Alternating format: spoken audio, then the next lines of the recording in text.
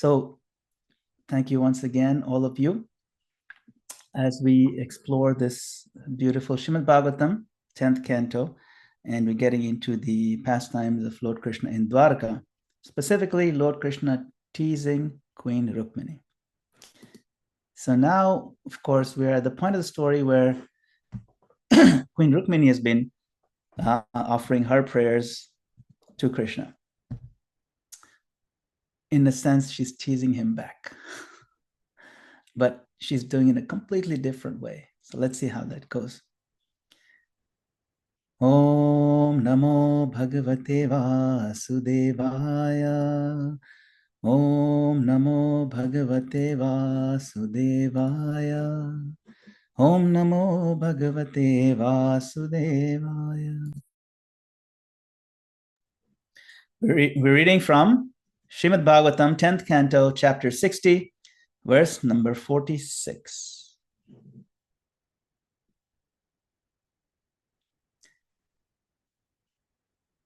Astvam bhujaksha mamate charananuraga atmandratasya mai chanatirikta drishte yarhyasya vriddhaya upatara jyoti matro mamikshase taduhana paramanukampa. Translation and purport by His Divine Grace A.C. Bhaktivedanta Swami Srila Prabhupada. Srila Prabhupada ki jai. O lotus-eyed one, though you are satisfied within yourself and thus rarely turn your attention toward me, please bless me with steady love for your feet. It is when you assume a predominance of passion in order to manifest the universe that you glance upon me, showing me what is indeed your greatest mercy.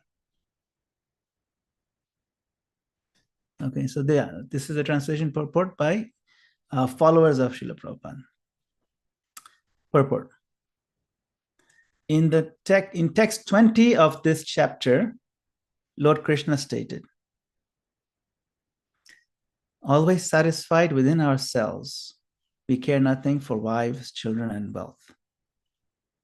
So this is a response. Here, Queen Rukmini Devi humbly replies, yes, you take pleasure within yourself and therefore rarely look at me. In this regard, Srila Vishwanath Chakravarti Thakur points out that Lord Krishna had already declared his love for Rukmini. The earlier chapter 53, text 2, he says, Tataham apitachitto nidram chanalabhe nishi. I'm also thinking about her, Rukmini. I'm also thinking about her, so much so that I cannot sleep at night. Lord Krishna is satisfied within himself. And if we remember that Srimati Rukmini Devi is his internal potency, we can understand that his loving affairs with her are expressions of his pure spiritual happiness. Here, however, Queen Rukmini humbly identifies herself with the Lord's external energy, which is her expansion.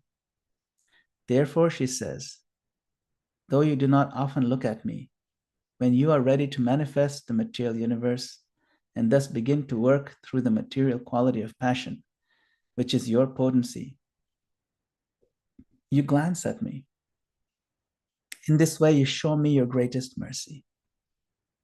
Thus, Acharya Vishwanath explains that Goddess Rukmini's statement can be understood in two ways.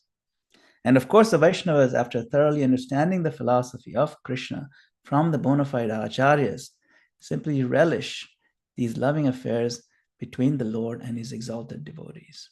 Purport ends here. Om Jnana Timirandasya Jnananjana Shalakaya Chakshurun Militam Yena Tasmai Shri Gurave Namaha. I offer my humble obeisances unto the lotus feet of my spiritual master, who has opened my darkened eyes and filled my heart with transcendental knowledge.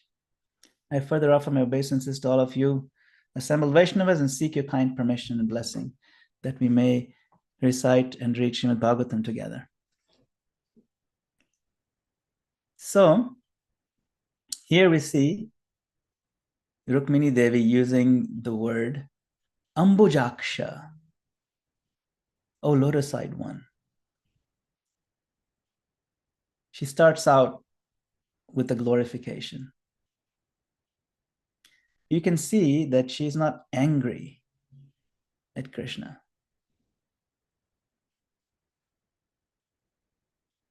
But she's teasing him back, and we'll see how that happens. Krishna teased her overtly, and she's teasing him back covertly, and winning his heart by expressing humility. You see, what does that mean? Well, if you're a humble person, or if you want to express humility, you can say something that is true, but even though it's true, you're identifying with an aspect of yourself that is almost like you're disregarding the major aspects of yourself. Like, for example, if there is a very rich man, billionaire, but somehow he also likes to, sweep the kitchen and clean the bathroom in his own house, right? And then some guests come, and then he's like, "Oh, welcome, welcome." And then he'll be like, "Yeah, I'm just basically toilet cleaner and sweeper over here." But of course, he's also the owner and everything. So it's a way to show humility, the teasing way to show humility. You see? So she does that here by stepping down, assuming the position of the external energy of the Lord. See? Here, when she says, "Glance upon me, show me the greatest mercy." Because the external energy of the Lord, Mahamaya, who is her expansion, Krishna never touches her. The closest he comes to her is glancing upon her. And that glance is that act that impregnates the universe with the souls. And so she's giving a philosophical understanding of the creation of the universe. You see? And she's saying, that is the best I can hope to get from you, even though she's part of his internal circle as well. So it's very sweet. And she's expressing that in a form of a teasing, you can say. So our acharyas explain it this way, as you can see Vishwanath Chakravarti Thakur explaining. Right here, she makes a point, although you are satisfied within yourself, in other words, you barely think of me because you're happy by yourself. Right? He says, we care nothing for wives, children, and wealth. But in the previous chapter, Krishna says, I can't even sleep. I can't stop thinking of this incredibly beautiful Rukmini. This is before, I think, they were married, right? And he wanted to go and kidnap her. So it's not true that Krishna is not obsessed with Rukmini Devi. And sometimes when I think, how is that possible? On one hand, he's saying he doesn't care anything for this external wives, children, wealth, and all these things. I'm just satisfied within myself. And on the other hand, he can't sleep. How to reconcile these two? And so Vishwanath Chakravarti reconciles that. He's saying that Queen Rukmini is part of his internal potency. Krishna is not concerned so much with external potency. See, so it's an interesting, and because she's part of internal, that is part of his universe of being satisfied within himself. She is part of that picture. She is his internal, his very self in that way. See? So that's something to keep in mind,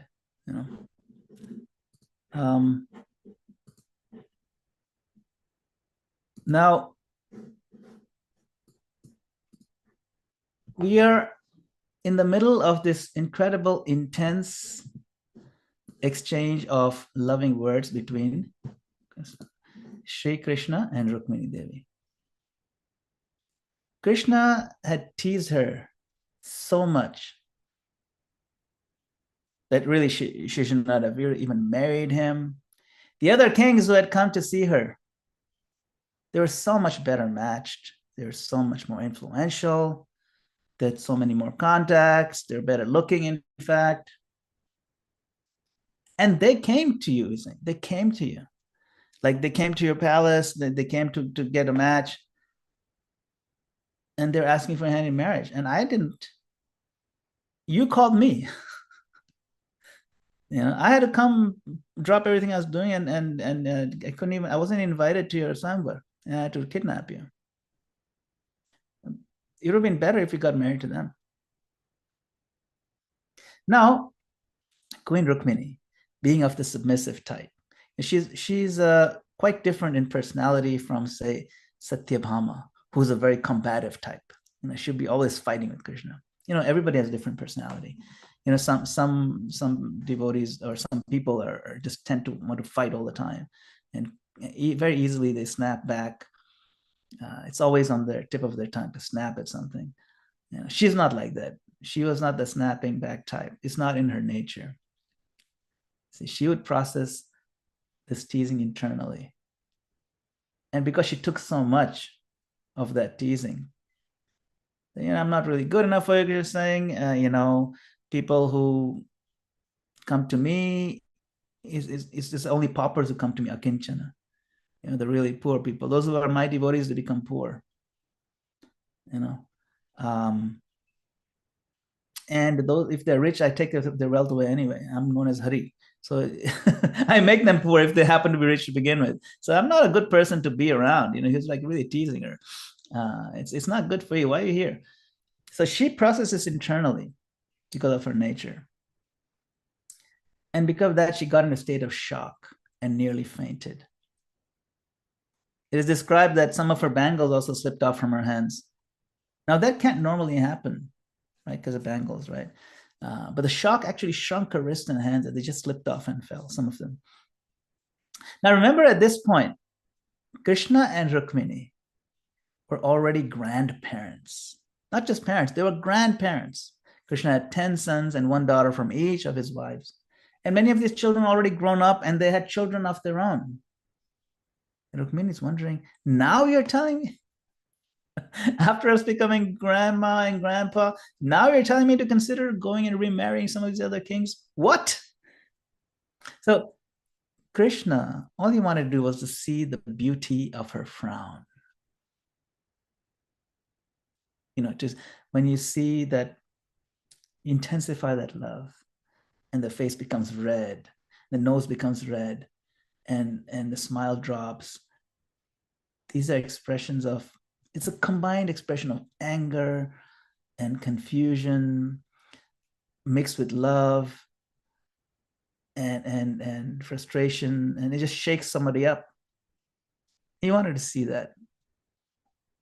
But she took it a little too seriously.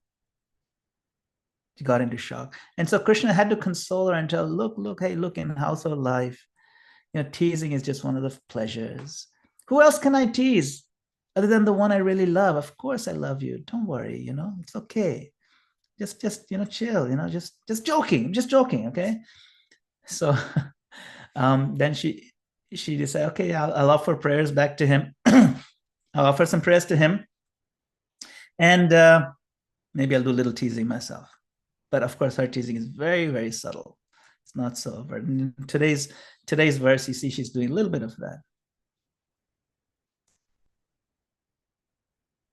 She is once again shining in her submissive, humble. See, that's her strength.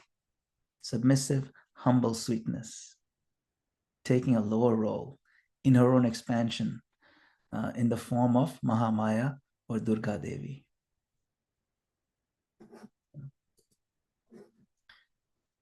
So here we see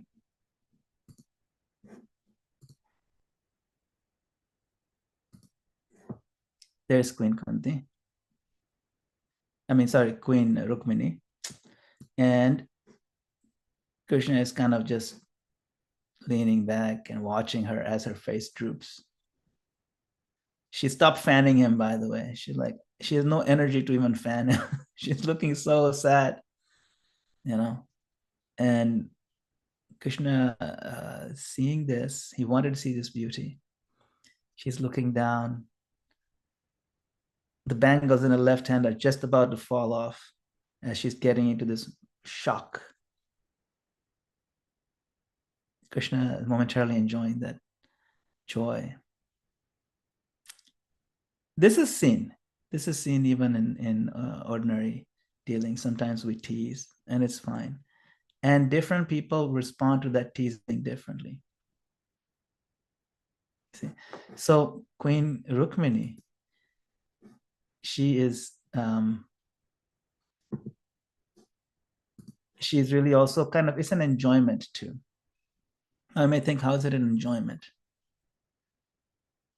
You see, the nectar of devotion expands upon the different rasas tremendously, that even this kind of getting into shock, getting into fear, but all with Krishna's relationship in the center, these are all different forms of ecstasy.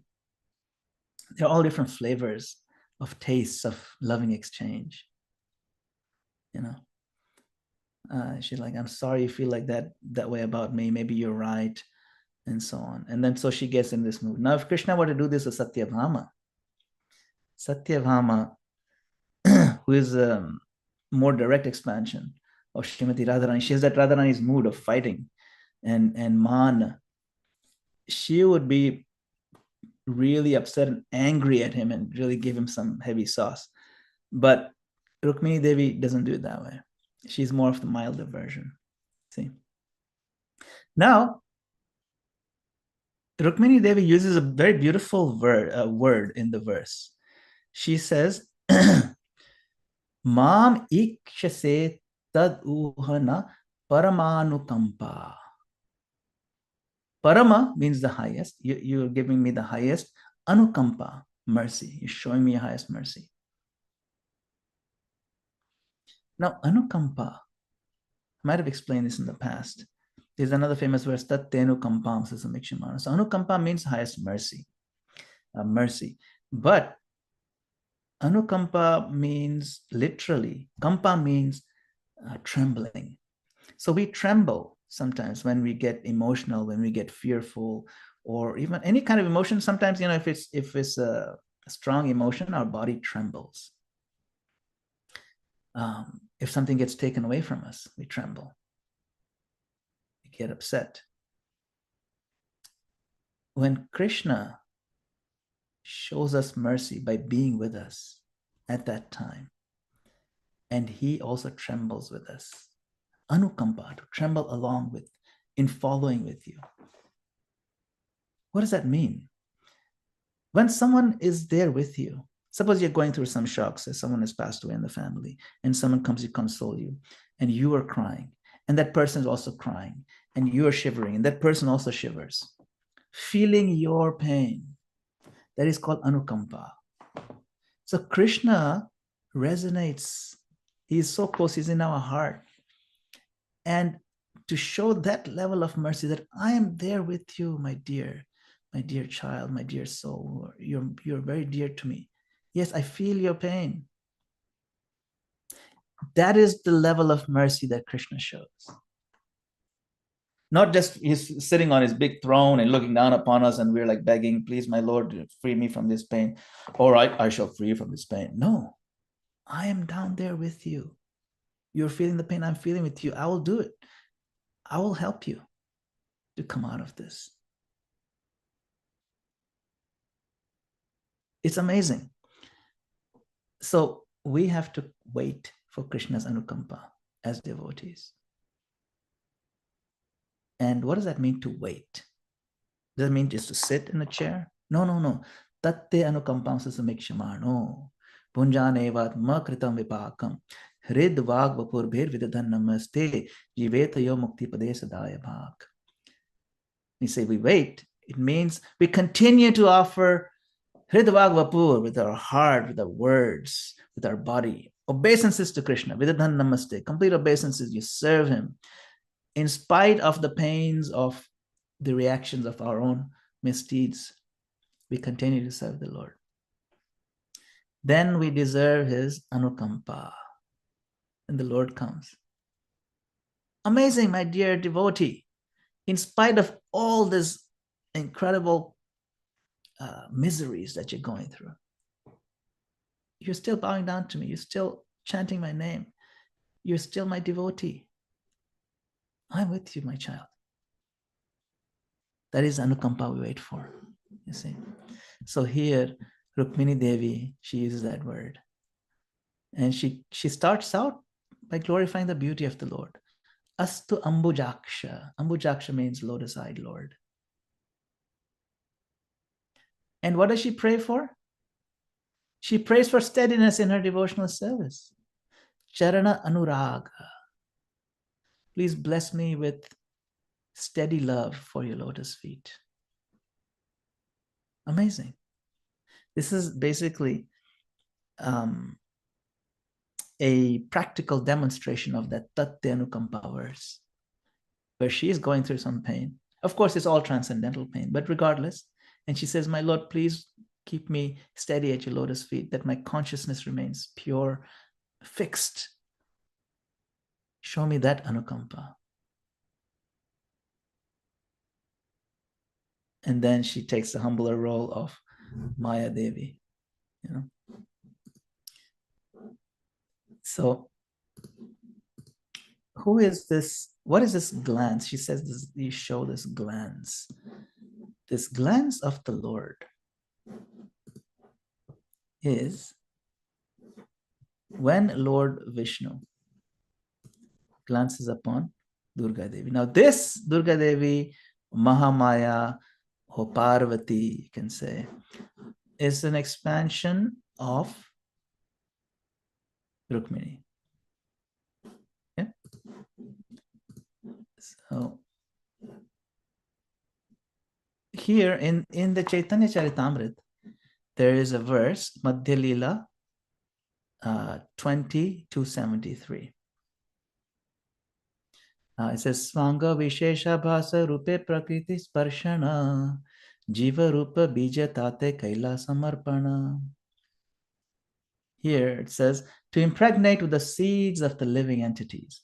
The Lord himself does not directly touch the material energy, but by his specific functional expansion, he touches the material energy. And thus the living entities who are his parts and parcels are impregnated into material nature. And then purport, Prabhupada explains how in the Gita there's Mamai Vamsha Jiva Loke Jiva Bhuta Sanatana, that these conditioned living entities, they are my eternal fragmental parts. See? And in the Chaitanya Charitamrita verse, it says Prakriti Sparshana. This refers to the Lord's glancing over material nature and placing the living entities in contact with matter. Now, this glancing is performed by Mahavishnu. See? And Prabhupada explains, in this conditioned state, we impregnate according to bodily conception, that is by sexual intercourse. But the Supreme Lord does not need sexual intercourse to impregnate. The impregnation is performed simply by his glance. And this is explained in Brahma Samhita, Angani Yasya Sakalendriya Vritti Manti. That he can impregnate simply by glancing, is Govinda, Govinda Madi Purusham. In other words, his eyes can work in the form of any other function. He does not need genitals to beget a child. Indeed, Krishna can beget any one of the living entities with any part of his body. See? So in the Brahma Samhita, it's explained this glance is personified as Lord Shiva. Lord Shiva, who is another form of Mahavishnu, is like yogurt. Yogurt is nothing but milk, yet it is not milk. Similarly, Lord Shiva is considered the father of this universe, and material nature is considered the mother. The father and mother are known as Lord Shiva and Goddess Durga. Together, Lord Shiva's genitals and Goddess Durga are worshipped as Shiva Linga. This is the origin of material creation. Therefore, we see these temples of Lord Shiva, there's a Shiva Linga, symbolic of this impregnation. In other words, Lord Shiva is neither the Supreme Personality of Godhead nor a living entity. He is the form through which the Supreme Lord works to beget living entities within this material world. As yogurt is prepared when milk is mixed with the culture, the form of Lord Shiva expands when the Supreme Personality of Godhead is in touch with material nature. This impregnation of material nature by the Father, Lord Shiva, is wonderful because at one time innumerable entities are sent into the universe. Okay? So the thing to understand here in today's verse is that, yes, there's an exchange of love. And Queen Rukmini, while teasing back and taking a humble position, he's also making a very important philosophical point. And she says, I'm now as a part of separated energy, where you don't even touch me directly. You touch me indirectly with your glance. And that too is incredibly merciful for me. This is a form of mercy. You see? Now, what does that mean to be separated? Because both these energies are actually Krishna's energies. And in one sense, of course, the material energy is known as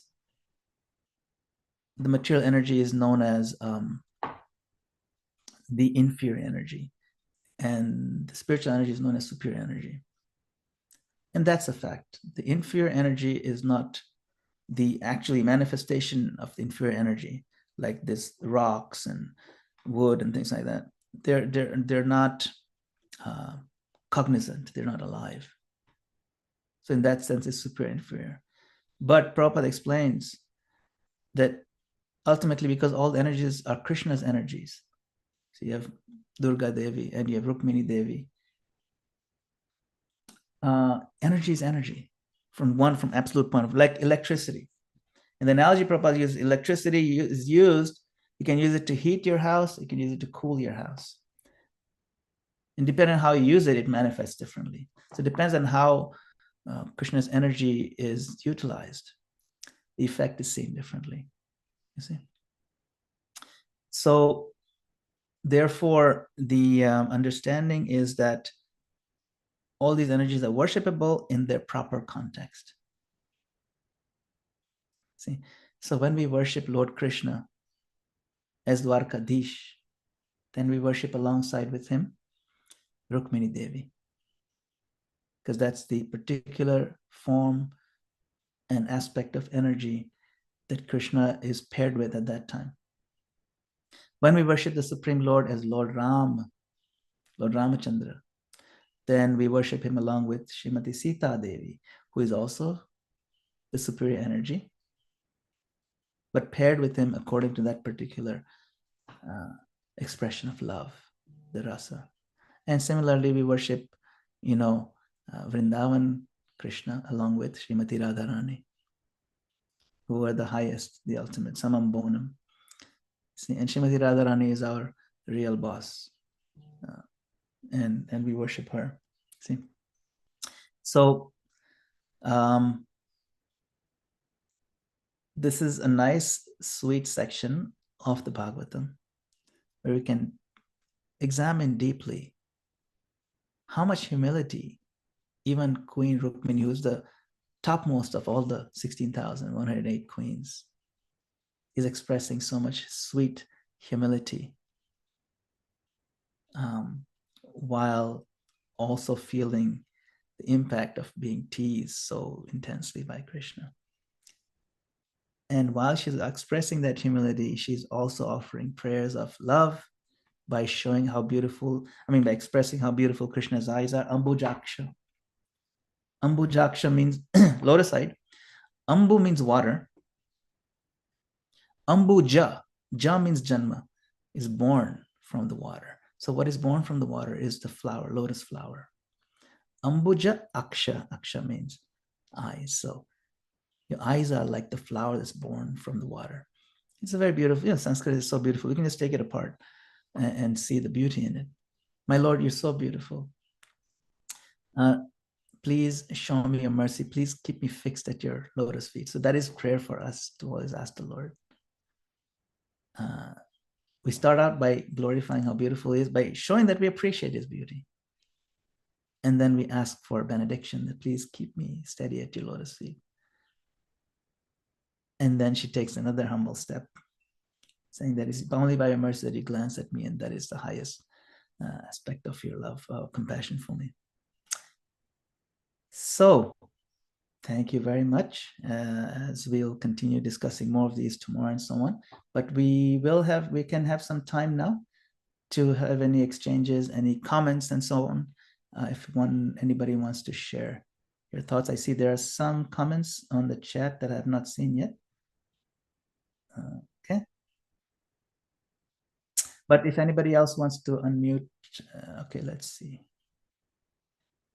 Okay, Prashant Prabhu says, is it possible that Rukmini took it so seriously to give Krishna as what he desired to get a reaction? So in that, Rukmini never for a moment doubted her correct choice, but seeing that Lord wants to play with her, she decided to play along by showing a reaction, fainting. It is certainly possible. However, what we see is that in these divine exchanges, the feelings are very real. Like she really gets into the shock. It's not a pretend feeling. You see, when Krishna is running away from Mother Yashoda, the little toddler, he is still controller of the entire universe. But the fear that he feels from that stick is very real. Right? It says in Namadhara Ashtakam, Satanka Netram. Right? Satanka Netram means Krishna's eyes are full of terror when he sees the stick and Mother Yashoda running after him. The real tears coming down his eyes. Not fear. Atanka. Atanka means sa-atanka. Atanka means terror. Like the Atankavadi means terrorist. We know that. Satanka netram, his eyes are filled with terror. He's terrified. It's a real feeling. It's an intense feeling. You may say, yes, it is lila, it is play, but he gets into it to enjoy that feeling. So similarly, Queen Rukmini gets into it. She actually feels it.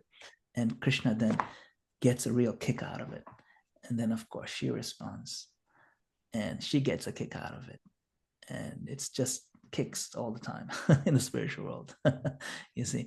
Because there's no real fear in spiritual existence. There's no fear of dying. There's no fear of losing out any possession or anything, because there's no real fear for a spiritualist and for devotees and for the Lord. So everything is lila, but it's very real. The feelings are very real. It's kind of inconceivable. All right. And then Prashant Prabhu had another question. You said you're a bit confused about Brahma being the creator and the life he started, and then why at the same time? Yes. So this is important to know. It's a good question, because Brahma is credited as being the creator among the three. You see, Lord Vishnu is the maintainer, Lord Shiva is the destroyer. So why is he coming now in the picture, right? And then Brahma is the one who's created. What's going on? So yes, it is a little confusing. So what happens? The universe gets created. Okay, and the creation process described in Bhagavatam. And then the souls get moved in. Like you take a bus, right? Imagine you make an apartment, a complex. Or maybe a better analogy was you build a prison house. Okay, that's probably a better analogy. And then you bring and they're being transferred, and the prisoners all come in one bus. Okay, so the transportation, bringing the prisoners into the prison house, that is Lord Shiva. That's the glance. Okay, that's the bus that goes in. The architect and the engineer of the prison house itself, who puts the buildings together and makes sure the plumbing is working, that is Lord Brahma. See, so he's the creator of that. He's more, you can say, that's why it's called a secondary creator. The ingredients, the blueprints, and the ability to create are given to Lord Brahma by Lord Krishna.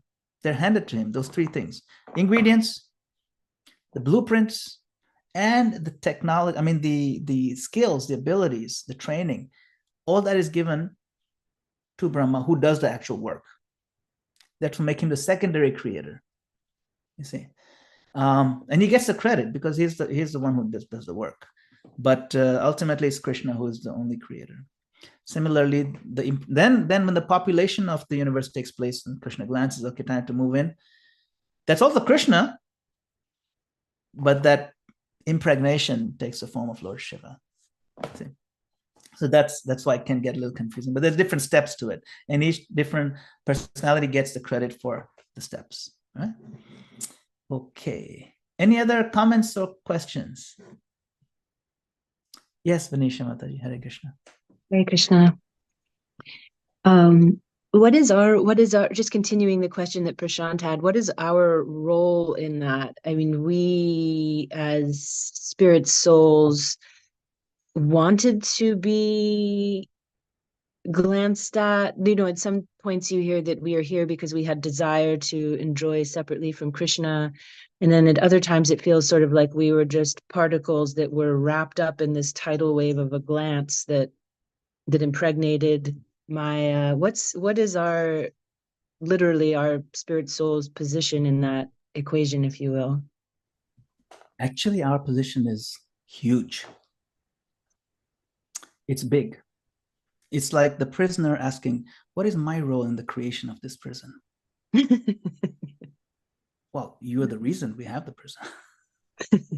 You see what I'm saying? We are the very reason why this creation took place.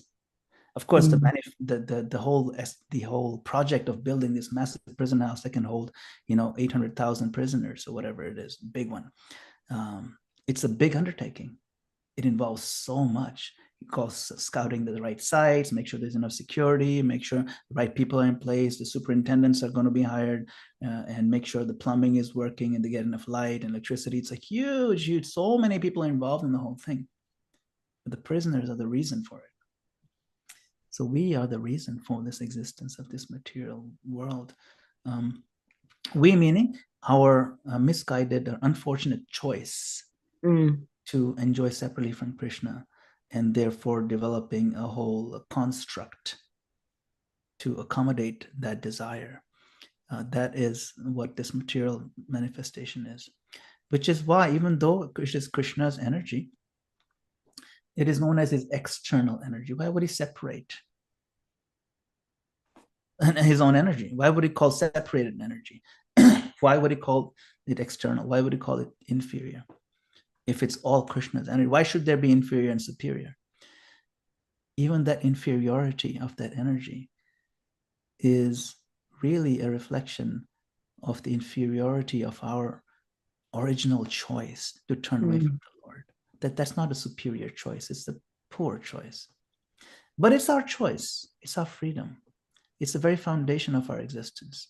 And the foundation of our existence here is actually this thing known as self-deception. We are deceiving ourselves into thinking we can enjoy separately from Krishna. And we continue to deceive ourselves. So when we read about the building of the universe by Lord Brahma, the foundational layer is not made of concrete. The foundational layer is made of self-deception. That is the basis on which the universe sits. See, it's a very subtle thing, but that is the reason why the universe exists, this material universe. We are the reason, and so to accommodate our various desires, various flavors, while also making it conducive to come out, Krishna creates this incredibly perfect system. It's perfect. Everything about this creation is perfect. It says Om Purnamada Purnamidam. Everything that comes out from the Lord is perfect and complete. You might think, oh, how can it be perfect? There's so much imperfection around me, so much misery. My own life is so imperfect. My own teeth are so crooked. What's perfect about this creation you're talking about? No, it's perfect for what it's meant for. It's a feature, not a bug. What we call imperfection. All right. Does it help, Vanisha? Yes, thank you very much. Hare Krishna. Hare Krishna. Okay. Madana-gopāla Prabhu, wonderful class. Thank you. Can we talk about the origins of the jiva, please, since you're here? It always comes around, this question. Yeah. And this question is a very loaded question. There have been incredible, say, debates on it. Thick books have been published on two sides of the debate. So in the next 2.5 minutes, it's kind of hard to do it much justice. You see, the question itself is wrong. Sometimes you ask a question. Like one time someone asked Prabhupada, some reporter had come at the end of the press conference, he'd missed the whole thing. So he'd come running, stuck a microphone in Prabhupada's faces. Excuse me, sir, what makes you different from other Buddhists? So you see, the question itself has an inference, as if, when you ask a question, it shows that you didn't quite understand. No. And Prabhupada didn't say, no, we're not Buddhists, we're actually part of the Hindu branch. He didn't say that, no. He said, we have nothing to do with this Buddhism or this Hinduism or Krishna. We're simply telling the truth. And if you're truthful, you'll accept it. He destroyed the whole question itself. So the question is, what is this origin of the jiva? The jiva, by definition, is something that has no origin. So then the question itself is moot. It's originless. Krishna himself describes a jiva like that. We are anadi, ananta. We are without beginning. We are without end. Krishna says, there's never a time when ye did not exist, nor me, nor all these kings. Natveva ham jatuna, some chapter 2, text 12. Natvam neme janadipa. So the question itself is not correct. Because Krishna says there's never a time it didn't exist. And then you say, how did I come into being? What is the origin of the jiva? No, there's no coming into being. Usually you have a father, you have a daughter and son like that. So then the father came before the son. Krishna didn't come before us. We're the same age as Krishna. Yeah. That's something to think about. As to how we end up in this world, we can talk about on the other side. Hare Krishna. Madana-gopāla Prabhu, do you have a few minutes for the afterglow? Yes, Prabhu, I'm right here. Sure. Damodar Priya, go ahead. Hare Krishna, Madana-gopāla Das Prabhu. Thank you as always for your classes. I love how you share artwork and as always, like how you sing the Sanskrit as well. I was wondering if we could touch upon the theme of compassion that you brought up with that beautiful word anukampa. I was wondering about the relation between anukampa or compassion and devotional service, as in like Vaishnava care, because that's kind of come up in conversations a lot. And I was just wondering if you could build on that and at all, or if it's not enough of a question. No, this is a very good question. And it is a very pertinent question.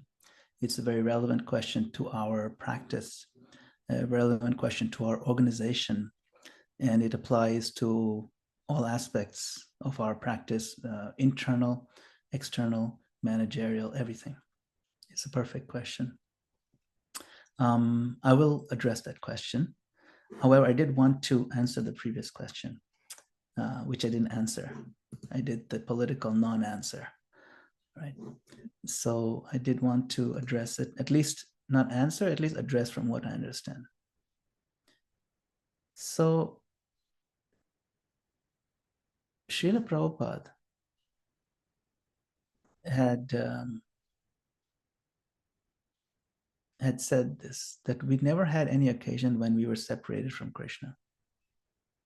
And he uses the Srimad Bhagavatam analogy of a dream to explain how this illusion of separation arises. See, and he also explains how it is possible for even a liberated soul to become illusioned. So he says, our separation from Krishna is like that. We dream this body and so many relationships with other things. First, the attachment comes to enjoy sense gratification. Even when we are with Krishna, the desire for sense gratification may be there. There is a dormant attitude for forgetting Krishna and creating an atmosphere for enjoying independently. Then he continues, he says, we cannot say, therefore, that we are not with Krishna. As soon as we try to become the Lord, immediately we are covered by Maya. Formerly, we were with Krishna in his Leela or his sport. But this covering of Maya may be of a very, very, very long duration. He uses 4 times, very long. Therefore, in the interim, many creations are coming and going. And due to this long period of time, it is sometimes said that we are eternally conditioned or ever conditioned, because when it's so long, relatively speaking, it just seems an eternity. This long duration of time becomes very insignificant when one actually comes to Krishna consciousness. So you can see this turning point of our life in Krishna consciousness is of huge significance. After trillions of years, we've got this opportunity. And so we want to take it so seriously. We have a ladder now to come out. Am I still going to continue to mess around with the distractions that I've been messing around with for trillions of years? No, ladder is now here. Let me take it. Let me grab it. You know, the rope ladder that coming down from a helicopter finally is here. It's Krishna conscious process. And so, yes, it's our way to come out. It's our misuse of our independence. We know all those words. But this is the way Srila Prabhupada explains it. So whether you take it like in that sense, it's the dream. So Bhagavatam uses that analogy quite a bit. Prabhupada highlights it. So we can consider it like that. You know? All right. I won't talk much more on that anymore. Prabhupada did say, don't waste your time talking too much about it because it can be confusing. How can we have been so stupid to make that decision? So on. You know, those things are always there. But Prabhupada explains it. You know, we always have that access to our free will. We always have access to stupidity, if you will. It's one of the services that we have access to. And we have taken advantage of it, unfortunately. So, yes, Karthik Prabhu is expressing, first of all, Ishopanishad always confused me. Thanks for answering my long-standing question. Are imperfections a perfect feature of our existence, not a bug? That's right. Okay, great. Now coming back to the question of compassion and how Krishna shows it and what we can learn from it in our own application of ourselves, our own devotional service and devotee care in general. So, Krishna cares for us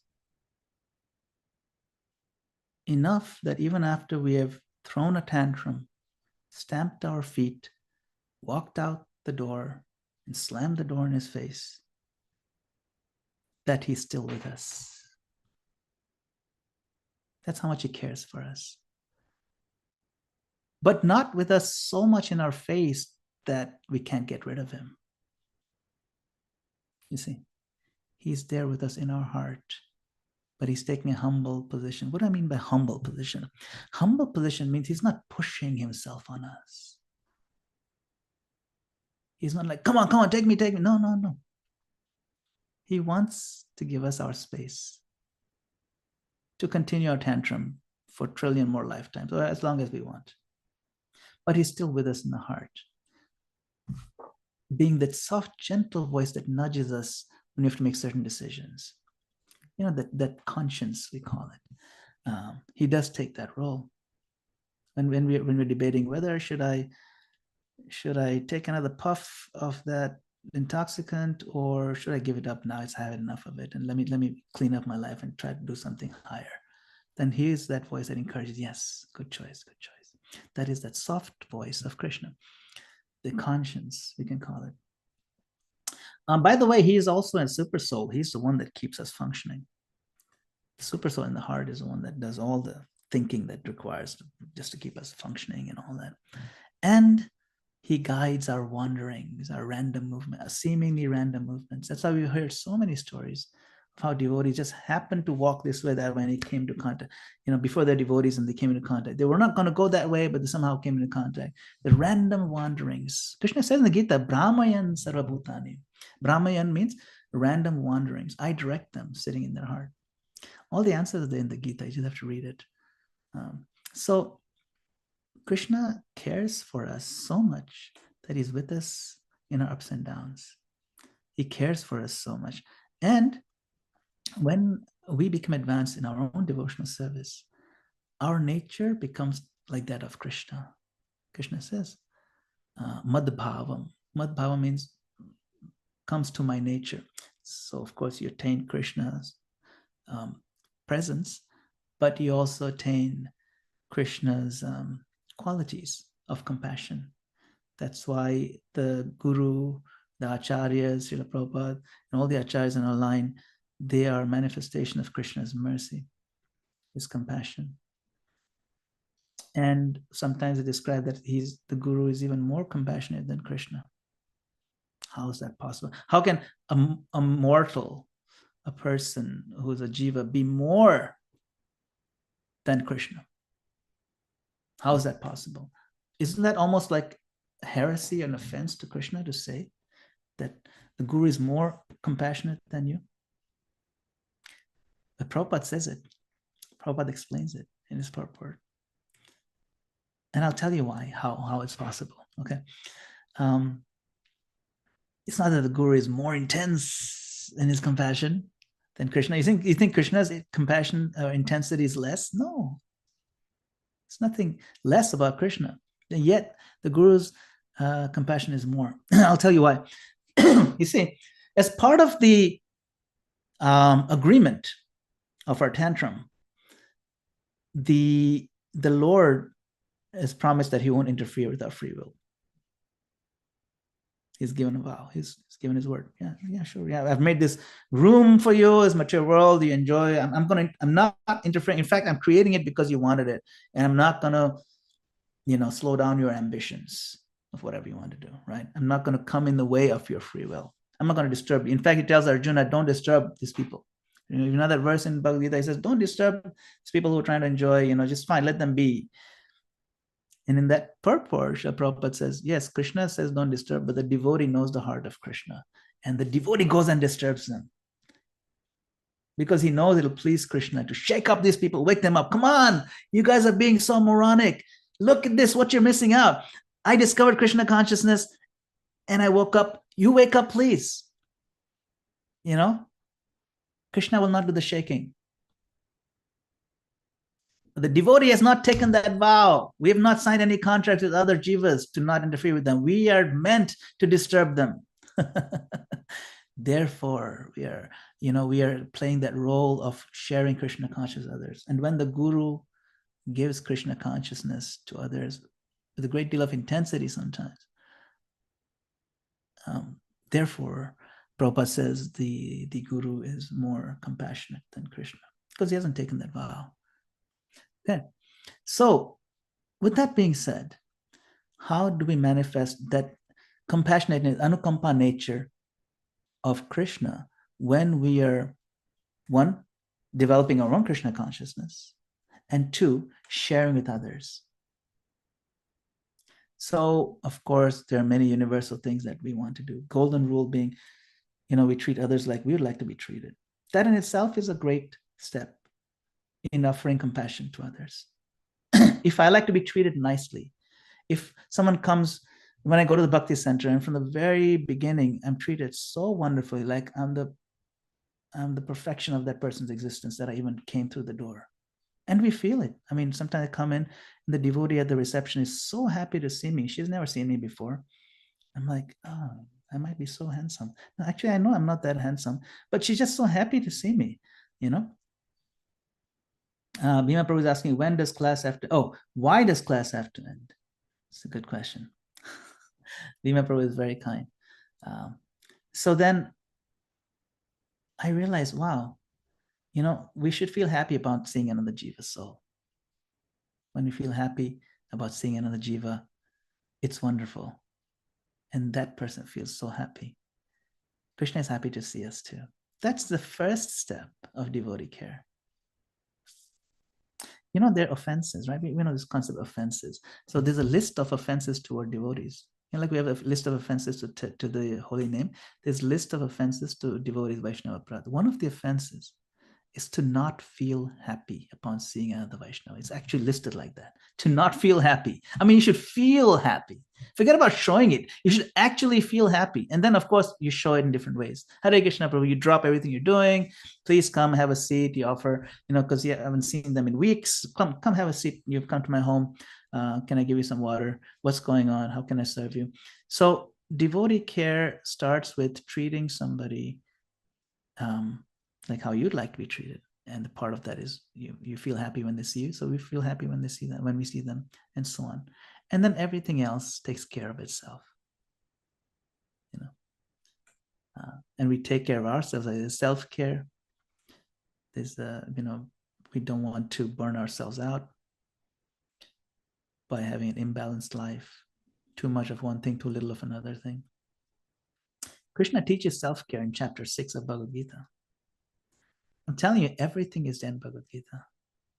Krishna says, one who doesn't eat too much, or one who eats too much or too little, one who sleeps too much or too little, he can't progress in yoga practice. That's self-care.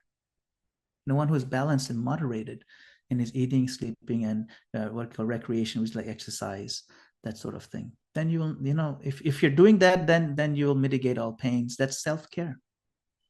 See, so if we can facilitate self-care for us and facilitate that sort of care for others, like Krishna says, one who doesn't eat too much or doesn't eat too little. Of course, I focus more on the too little part, that I shouldn't eat too little. That's very important for me. But the self-care concept is there embedded in Bhagavad Gita. One who feels the pain of others by dint of our own experience. So then this anukampa comes, now we come to this word anukampa, that we feel the struggle and pain of others because we felt it ourselves. If I've always had a very successful career, say in the corporate world, suppose, and I've always had a good job, and I've always gotten, regularly gotten promotions and, increments and so on. And then if someone else is going through some setback in their professional life, I may not be able to feel the pain. But if I've also been laid off brutally and crushed by it, and then maybe some years later, another friend goes through the same thing, I feel his pain a lot more. That's the difference between sympathy and empathy. So devotees cultivate empathy. Sympathy is just the beginning step. Sympathy means you feel sorry for them. Empathy means you feel their pain. You feel it. You actually, you tremble with it. There is a song by a famous Gujarati Vaishnava. His name is Narsi Mehta. And that song was made more famous by Mahatma Gandhi, who would sing. It says, Vaishnava jan tene kahiye, je peed parai jane re. Peed parai means a Vaishnava is that person who feels the pain of others. Paradukha dukhi. We've seen that also. So paradukha dukhi means not just who knows the pain, but who feels it, who's actually saddened. So when we are at that level where we tremble with others, then we are now beginning to see Krishna's style. Because for him to respond to our pain, he comes down to our level. Paradukha dukhi, that's correct, yes. So we start with that. And devotee care and, and self-care starts and ends with that. Everything else is just details. As an organization, we can also get carried away by our projects, that things need to get done. And in the heat of that, especially in the mode of passion when doing it, it's very easy to hurt somebody or to be rough with somebody. And so we have to be careful in that. Prabhupada has written many letters on that. He says, don't burn devotees out. Don't do so much project, such a big project that you can't do it. You break everybody's spirit. Rather, we should use this as an opportunity to build the devotees' devotional service. See this as, just engage them in simple devotional service. Whatever you can do. So the idea that we use people to build the projects should be flipped over. We use the project as an excuse or framework to build our people, to strengthen the people. The people are the actual project. Our devotees who are with us, they're the rare souls, So if we can approach it from that angle, and then if we are, say, policymakers or temple leaders at any level, we can be implementing that idea that let us first be in touch with the devotees' real needs. Let us try to create an environment where there is an abundance of encouragement and love. Because the world out there is discouraging and unloving enough. We don't need to provide that here. Our service, our flagship product, I've said many times, is encouragement and love. That's our product. That's what people come here for. So if that is there reposed in Krishna consciousness, that is there reposed with the sweet nectar of the holy names, Krishna's amazing pastimes, like this exchange of love with Queen Rukmini. It is so amazing and satisfying and sweet. You'll not find that anywhere else. You'll not find that even in a professional recitation of this story. No. Or in a Hollywood movie about it. No, it'll find it in the midst of devotees whose hearts are moved by these pastimes. See, so that is our charter, so to speak, to develop ourselves that way, to strengthen our own faith, to dive deep into this pond of nectar that we have, and realize it's an ocean, to drink deep from the well of spirituality, and to share that nectar with others in a framework of compassion, anukampa. Hare Krishna. Wow, what a class. A class like that does not have to end, like our resident poet said, Bhima Prabhu. Thank you, Madana-gopāla Prabhu. I felt like I benefited and got encouragement from every word. Every word. Thank you so much. Wow. Bhima Prabhu says, I'm sold. Where do I buy what Madana-gopāla has? How do we access to what you have access to, Madana-gopāla Prabhu? Where are you getting all that? Yeah, you'll find it on 25 First Avenue in New York. That's that's the store. Yeah. I train in 16 rounds, Prashant says. Yeah. Yes. Yeah. The 16 is where it's at. Yeah, the sweet 16, you call it.